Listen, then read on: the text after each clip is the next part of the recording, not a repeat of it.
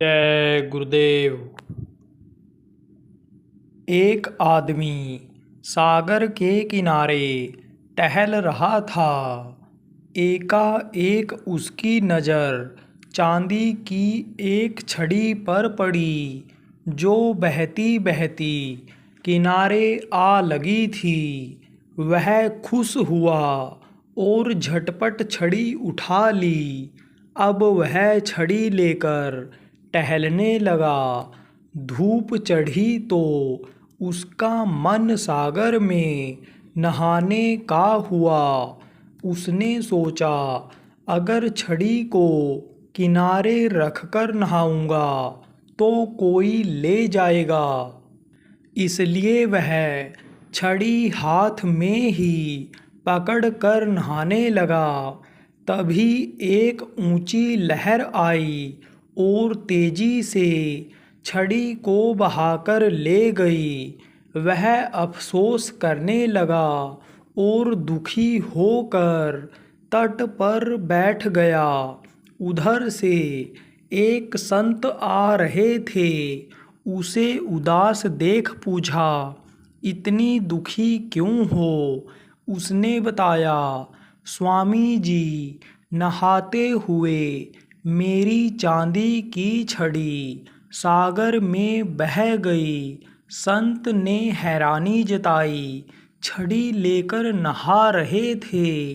वह बोला, क्या करता, किनारे रख कर नहाता तो कोई ले जा सकता था, लेकिन चांदी की छड़ी लेकर नहाने क्यों आए थे?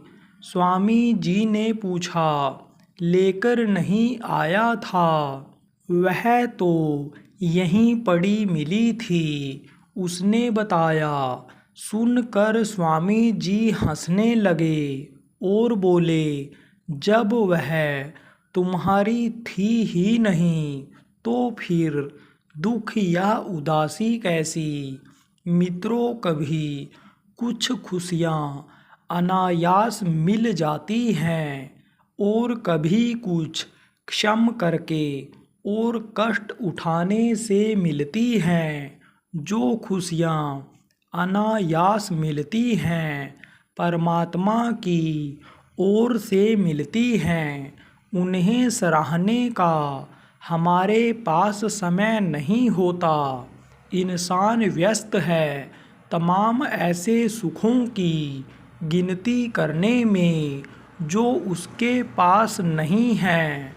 आलीशान बंगला, शानदार कार, स्टेटस, पावर वगैरह, और भूल जाता है कि एक दिन सब कुछ यूं ही छोड़कर उसे यहाँ से अगले सफ़र में निकल जाना है।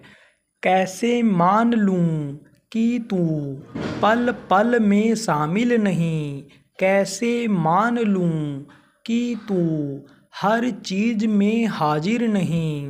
कैसे मान लूं कि तुझे मेरी परवाह नहीं?